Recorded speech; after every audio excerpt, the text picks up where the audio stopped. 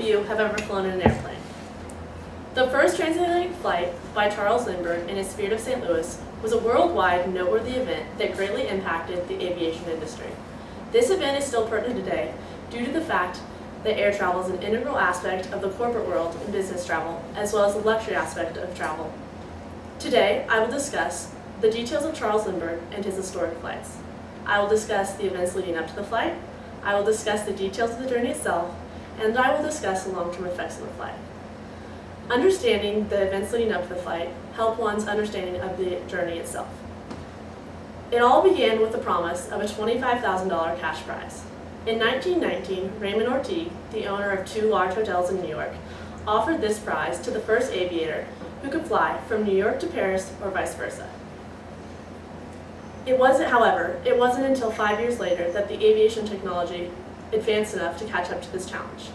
Hopeful pilots began turning plans into dreams, and one of these pilots was Charles Lindbergh. Lindbergh had been interested in flying since he was a kid. When he was young, he fascinated over World War I pilot Rene Fonck, who shot down over 75 German planes in the war.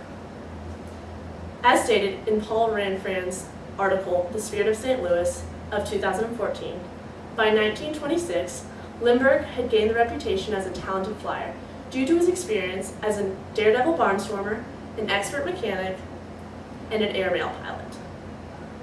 Although he lacked the same level of acclaim as many other pilots, he was confident he could accomplish this feat, saying in his autobiography of 1978, "Why should I not fly from New York to Paris? Why am I not qualified for such a flight?"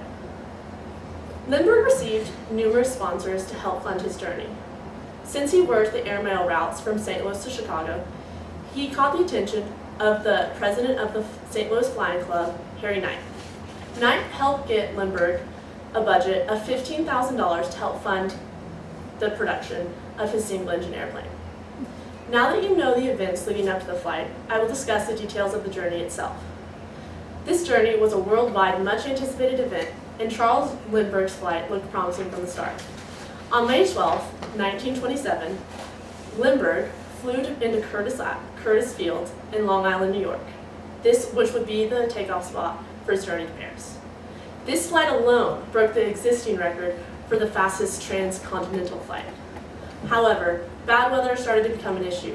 It wasn't until 8 days later that Lindbergh took off from New York due to heavy rainstorms.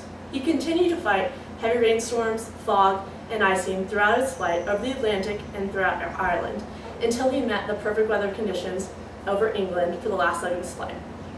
He received a very warm welcome upon landing in Paris. An ecstatic crowd ran towards him, chanting and cheering. He had just flown over 3,600 miles in 33 and a half hours while battling sleep deprivation and severe weather.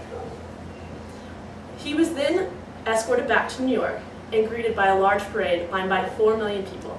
Among these people was President Coolidge, who bestowed upon him the Distinguished Flying Cross. Since you now know the details of the journey itself, I will discuss the long-term effects of the flight. This flight had long-term ramifications. Charles Lindbergh's flight changed society's perspective on aviation as a whole.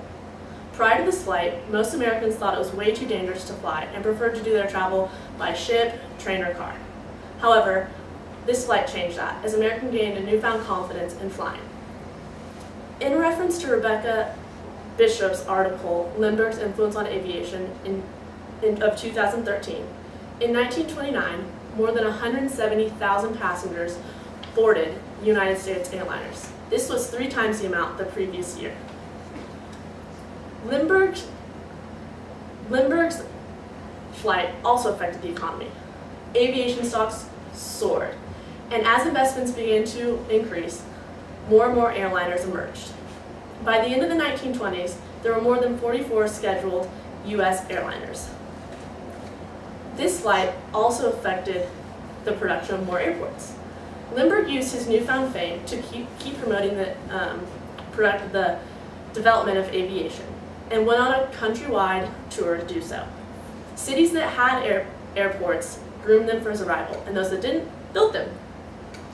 Since you are now aware of the significance of Charles Lindbergh and his transatlantic flight, I discussed the main events to understanding this journey.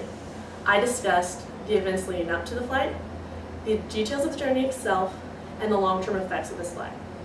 Charles Lindbergh's flight kick-started aviation in becoming a major industry. It quite literally connected our world from sea to sea. So next time you're on an airplane, think of Lucky Lindy and his Spirit of St. Louis, and thank him for his amazing accomplishments that allowed the average, everyday citizen to know what it feels like to fly.